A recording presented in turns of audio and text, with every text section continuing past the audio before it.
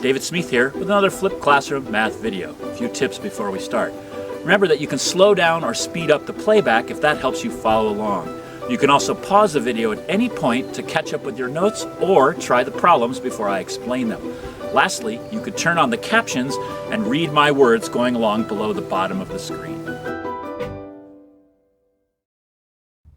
All right, let's do a little bit of review of what we've done so far in our chapter on univariate data. Now remember, univariate just means univariable, one variable. So we're just looking at one variable data. Okay, so the first thing we did is we looked at data types, and we had discrete versus continuous. Remember, discrete are things like that you can count, like number of people in the room. You're never going to have 3.75 people in your room.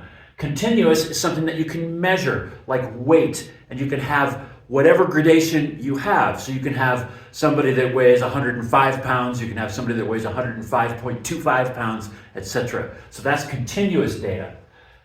Then we looked at measures of the center, and this is how data is clustered around a central value. And we had three nice measures for that. We had the mean, which we symbolized as x bar. We had the median, which is the middle value. So the way you get the median is you add up all your values, you divide by the number of values, and that's going to give you your median somewhere in there. And then we had the mode, which, if you remember, that was the most frequently occurring value in your data set. And remember, the mode can be anywhere in the data set.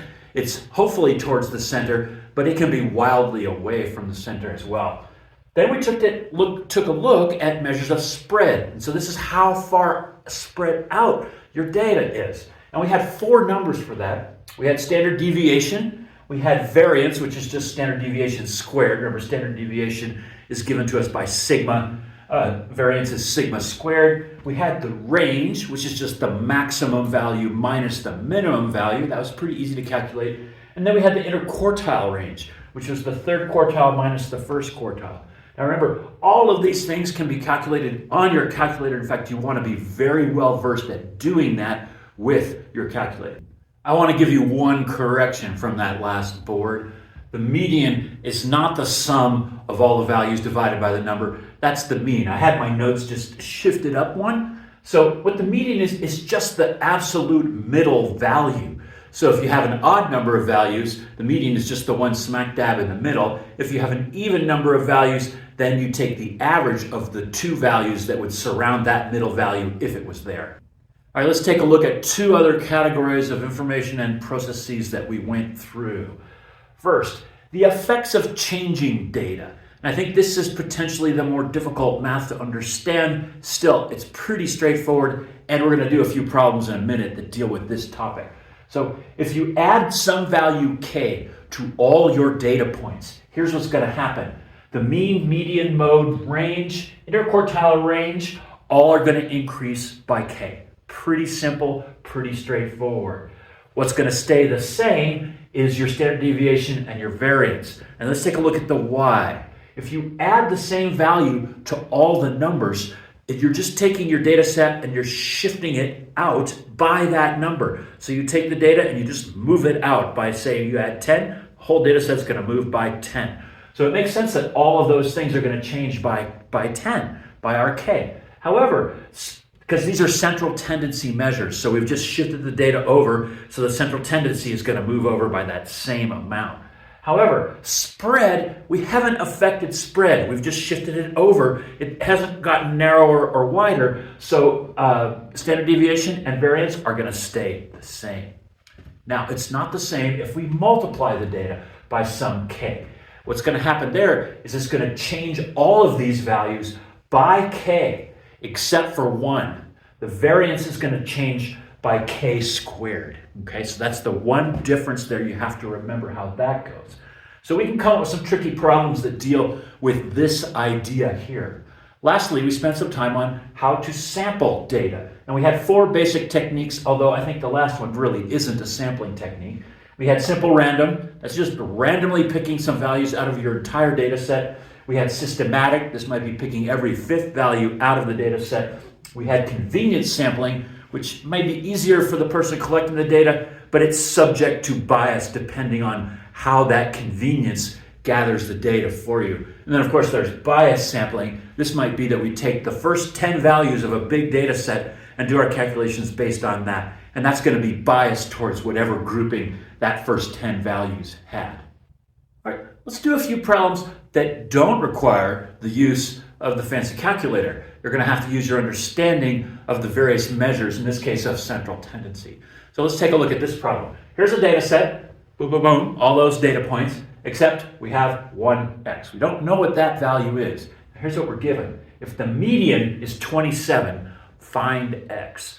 So this is basically just a critical thinking type problem. You have to understand how data works to do this. So go ahead and pause the video and give this your best shot. All right, so the first step to figuring this one out is to write your data in order. So I went ahead and did that. I rearranged this list and I put it in order. And then I marked my median. Now notice my median is not a value in my data set.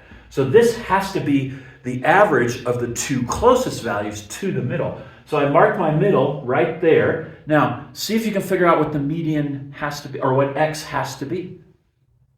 Okay, so for the median to be 27, x has got to be right next to our median, because this value is 28. For the median to be 27, x has to be right there, and x has to be 26, because 27 is the average of 28 and 26.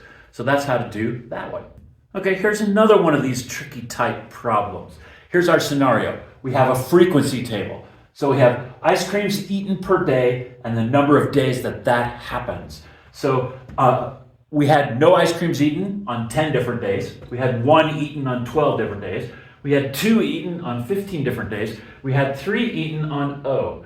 We don't know how many days 3 ice creams were consumed, but then the table finishes out, that's our only variable. So as you might have already guessed, we're going to be asked to find x, but we're given one thing, and this thing we need, and that's that the mean is 2.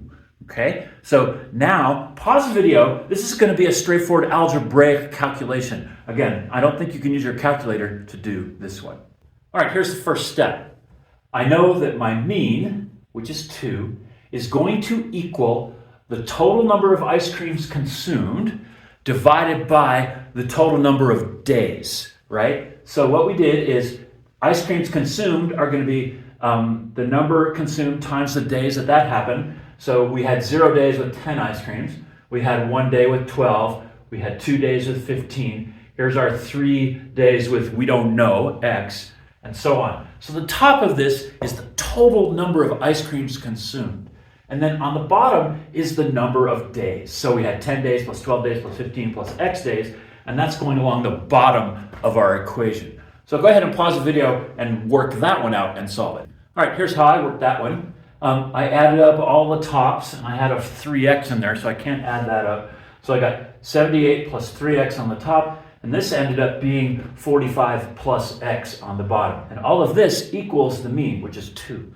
Okay, so then what I did is I cross-multiplied my 45 plus x times my 2, and I get 90 plus 2x equals 78 plus 3x, which is this side, and then rearranging that and solving for x, I get 12.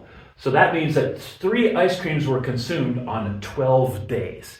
And that kind of does make sense in our data. It's not a tiny number, and it's not a huge number. One last problem. There are 12 pieces of data in a data set. We don't know what they are, but there's 12 pieces of them. Sigma x equals 60. Remember what sigma x stands for? Sigma is the sum of x. X is just all the values in our data set. So what sigma x means is that the sum of this data is 60. So I'll just write that down there as a little clue for you. So the sum is 60. Find x bar, find the mean. Go ahead and pause the video, do that. Straightforward calculation. If the total of the data adds up to 60 and I have 12 values in the data set, the mean is just going to be that 60 divided by 12. So our mean in this case is 5. All right, let's add a wrinkle. If the variance of this data set is 4, so again, we don't know the values, but now we know that the variance of this data set is 4. And this situation is, we know the variance is 4. Each piece of the data is multiplied by 3, okay? So we're taking all those 12 pieces of data, we're multiplying each one by 3. Now I'm asking you to find the new mean and find the new variance. So go ahead and pause the video and do that. All right, let's see how you did. On the first one, the new mean is just the old mean times this 3. You multiply all the pieces of data by 3, you're just going to move them out. Our new mean is going to be 15. Now, the variance is a little bit different. If you haven't tried that yet, give that a shot. All right, let's see how you did on that one. The new variance is the old variance times this k, times this multiplier that we used on every data piece, but it's times that number squared. Because remember, variance is standard deviation squared. So when we get the new variance, we have to remember to square this value, this multiplier that we've been using. So it's going to be 4 times 3 squared, which is 4 times 9, which is 36 for our new variance. Now that you've finished the video, take a moment to jot down any questions that you have so you can bring them to our next class and get some help. You can also watch the video again to perfect your understanding. If you enjoyed the video, please click the like button down below, and if you'd like to help me grow my YouTube channel, please click subscribe.